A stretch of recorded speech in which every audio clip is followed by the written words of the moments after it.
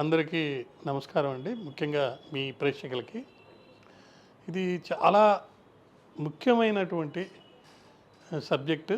దీని మీద ఇప్పటికే చాలా విషయాలు చాలా ఛానల్స్లో మరియు టీవీ యూట్యూబ్ ఛానల్స్ మెయిన్ టీవీలో కూడా పేపర్లో కూడా వచ్చింది.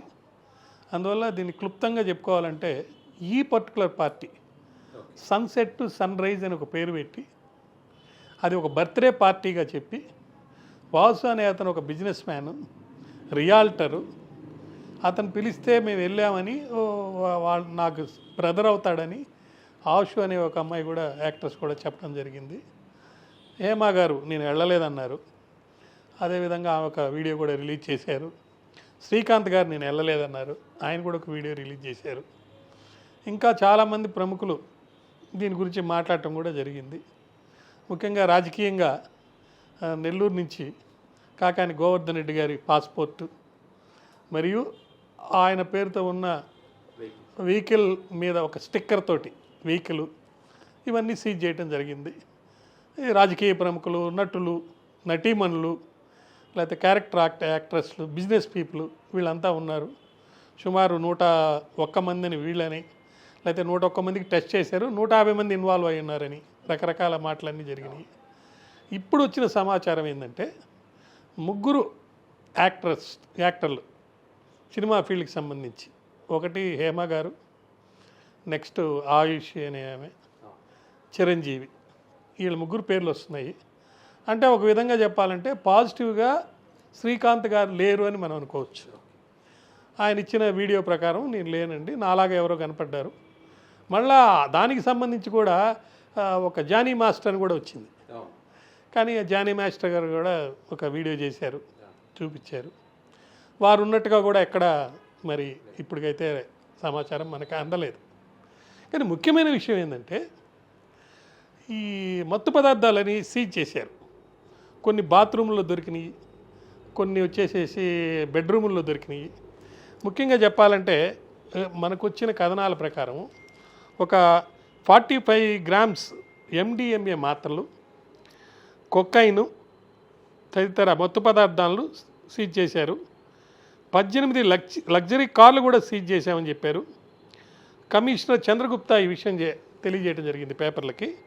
అయితే ఇంకొక ఇన్ఫర్మేషన్ కూడా ఏంటంటే 15 grams of MDMA, 6.2 grams of cocaine and 6 grams of hydro ganja, 5 mobiles, 2 vehicles, ఒక high end car with sticker of MLA ఇవి సీజ్ చేసింది.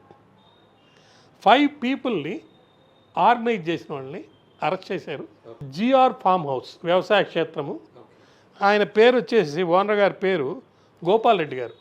గోపాల్ రెడ్డి గారి వరకు ఆయన ఒక బిజినెస్ మ్యాన్ అని చెప్పి బయటకు వచ్చింది.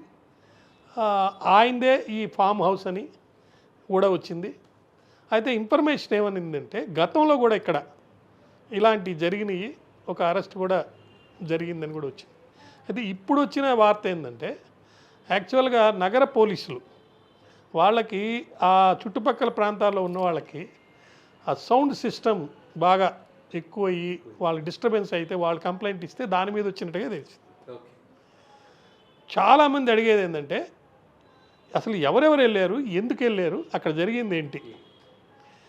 ఇప్పుడు అందిన సమాచారం గతంలో ఏంటంటే కర్ణాటక నుంచి, ఆంధ్రప్రదేశ్ నుంచి, తెలంగాణ నుంచి ఇంకా ఇతరులు కూడా స్నేహితులు, బిజినెస్ పీపుల్ వీళ్ళందరూ వెళ్ళారని తెలిసింది.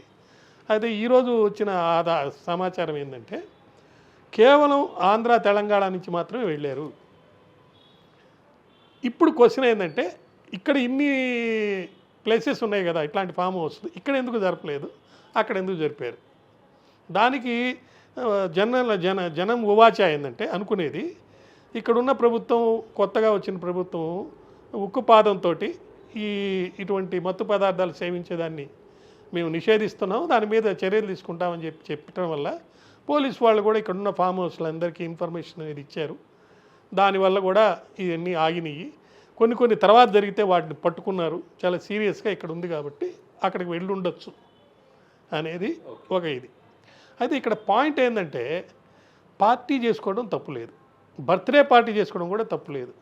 ఒకవేళ నైటు ఒక పర్టికులర్ టైం దాకా ఈ సౌండ్ సిస్టమ్స్ దాటి ఇంకా హెవీగా సౌండ్ సిస్టమ్ తోటి పొల్యూట్ చేస్తే దానికి సంబంధించి ఒక సామాన్యమైన నార్మల్ జనరల్ కేసు, ఓ పెట్టి కేసు లాంటి కేసు ఒకటి రిజిస్టర్ చేస్తారు.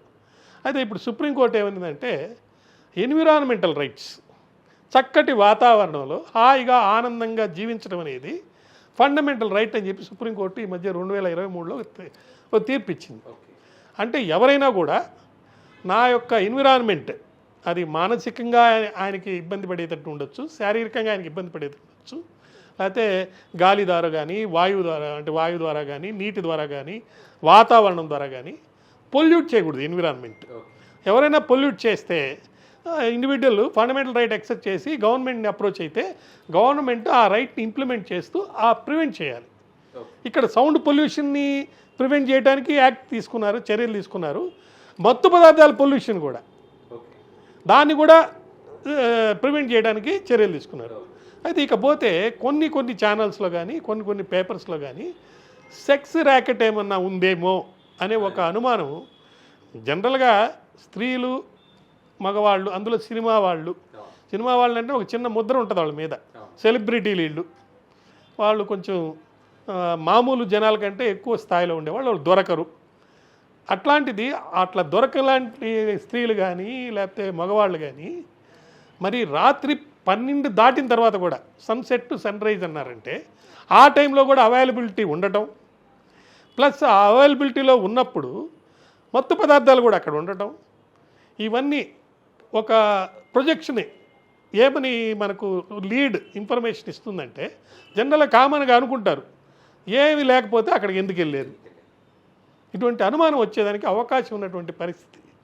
మరి ఫర్దర్ పరిశోధన చేస్తే అక్కడ నిరోధులు లాంటివి ఏమైనా దొరికినాయా, లేకపోతే కండెమ్స్ కాకపోతే ఎంతమంది ఎన్ని బెడ్రూమ్లో ఉన్నారు, అన్నీ టీవీల్లో సీసీటీవీలు లేకపోతే వెబ్ లింక్లో కనెక్ట్ అయ్యే ఉంటాయి జనరల్గా.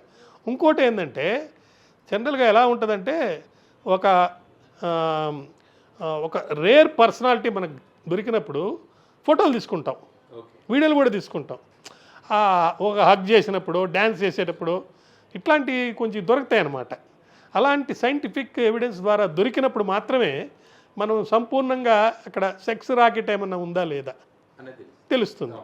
ఇంకోటి ఫోన్లలో ఎవరెవరితో మాట్లాడారు, ఎంతసేపు మాట్లాడారు, ఎక్కడి నుంచి ఎవరు స్టార్ట్ అయ్యి వచ్చారు, ఇవన్నీ సైంటిఫిక్ ఎవిడెన్స్ ద్వారా వాళ్ళ స్టేషన్స్ ఏ ఫ్లైట్లో వచ్చారు ఇవన్నీ దొరుకుతాయి. ఎందుకంటే నేరస్తుడు ఎవిడెన్స్ని లీడ్ చేస్తూ వదిలేసి వెళ్ళిపోతుంటాడు. నేరం జరగద్ది పట్టుకుంటారనే ఒక ఆలోచన ఎవరికి ఉండదు. సెలబ్రిటీతో కలిసి డ్యాన్సు, మందు కొట్టడం, లేకపోతే చీట్లాట ఆడటం, క్లోజ్గా మూవ్ అవటం, దీనివల్ల నా యొక్క పర్సనాలిటీ ప్రిస్టేజ్ పెరుగుతుందని, బిజినెస్ బాగా డెవలప్ అవుతుందని, రకరకాల ఆలోచనలు, ఆనందం కూడా ఈజీగా పొందుతామని, మామూలు గంజాయితో వచ్చే ఆనందం కాకుండా ఈ మత్తు పదార్థాలు కొకైన్ ఇటువంటివి ఏంటంటే తీవ్రమైనటువంటి ఉత్ప్రేరకాలు ఇవి. వీటి వల్ల ఏమవుద్ది, ఒక ప్రిజంప్షన్ ప్రతివాడి మనసులో నేను ఏదో గొప్ప చేశాను. మన సంస్కృతి సాంప్రదాయాల ప్రకారం ఇవన్నీ నిషేధం చట్టాల ప్రకారం కూడా. మరి అమెరికా ఇతర దేశాల్లో లిమిటెడ్గా కొంత మన డ్రింక్స్ లాగానే కొనుక్కుంటారు, అక్కడ పార్టీలు చేసుకుంటుంటారు, అక్కడ పర్మిసిబుల్, ఇక్కడ లేదు. కానీ ఈ విషయం మన సెలబ్రిటీలు తెలుసుకోవాలి. సెలబ్రిటీలు ఎప్పుడైతే వాళ్ళకి సెలబ్రిటీ అని ఒక ముద్ర వేసి మీరు సినీ నటులు లేకపోతే రాజకీయ నాయకులు లేకపోతే బిజినెస్ పీపుల్లో ఉండి సర్వీస్ చేయడం వల్ల మీకు గొప్ప పేరు ప్రఖ్యాతులు ఇచ్చారు కాబట్టి మీ మీద మరొక బాధ్యత కూడా ఉంది. ఇప్పుడు ఒక యాక్టర్ గారు చెప్పారు, నేను అసలు వెళ్ళినా కానీ ఒకవేళ తెలిస్తే ఇటువంటిది ఉందని నేను వచ్చేస్తానని శ్రీకాంత్ గారు చెప్పడం జరిగింది. సో దాన్ని బట్టి ఆయన యొక్క బాధ్యత, సో ఒక బాధ్యతాయుతంగా ఆయన కర్తవ్యాన్ని ఆయన నెరవేర్చడం. ఇప్పుడు చాలామంది సినిమా వాళ్ళు ఫర్ ఎగ్జాంపుల్ ఎన్టీఆర్ గారు, ఏఎన్ఆర్ గారు, చిరంజీవి గారు, లేడీస్లో కూడా చాలామంది, భానుమతి గారు, వీళ్ళంతా మనకు వరదలు వచ్చినప్పుడు ఇట్లాంటప్పుడు వాళ్ళ బాధ్యత గుర్తించి చాలా సహాయకర కార్యక్రమాలు చేస్తున్నారు. అదే విధంగా మరి లక్ష్మీపార్వతిని ఆయన పెళ్లి చేసుకుంటే ఎన్టీఆర్ తప్పుపట్టారు. ఇప్పుడు కూడా చర్చ జరుగుతూనే ఉంది ఆయనకు అవసరమా అని, ఇంతకాలం అయినా కూడా. కాబట్టి సెలబ్రిటీల మీద బాధ్యత ఏంటంటే ఇటువంటి రేవ్ పార్టీల్లో పర్టికులర్గా టైం దాటి ఉండటం వల్ల దాన్ని సెక్స్ ర్యాకెట్ అని అనేదానికి అవకాశం ఉన్నట్టుగా మీరే అవకాశం ఇస్తున్నారు. అది ఇవ్వకూడదు. నేను లాస్ట్లో గతంలో చేసిన చాలా ఛానల్స్లో, ఫర్ ఎగ్జాంపుల్ ఎన్టీవీలో కానీ చెప్పేటప్పుడు నేనేం చెప్పానంటే, తొందరపడి ఎవరిని ముద్ర వేయొద్దు, రేపు టెస్టులు చేయనియండి, పరిశోధనలు జరిగిన తర్వాత టెస్ట్ పాజిటివ్గా వస్తాయి, +VE అంటారండి దీన్ని. మనం కరోనాలో పాజిటివ్ నెగిటివ్ ఎట్లా అంటామో దీన్ని +VE అంటారు. ఈ +VE టెస్ట్లో 101 మంది మీద టెస్ట్ చేస్తే, బ్లడ్ టెస్ట్ చేశారు, 36 మంది యొక్క మూత్రం కూడా సేకరించారట. సో ఈ టెస్ట్లన్నీ జరిపిన తర్వాత ఒక కంక్లూజన్కి పోలీస్ వారి ఇన్వెస్టిగేషన్లో 86 మందికి ఇది ఉంది అంటే ఈ వాడారు,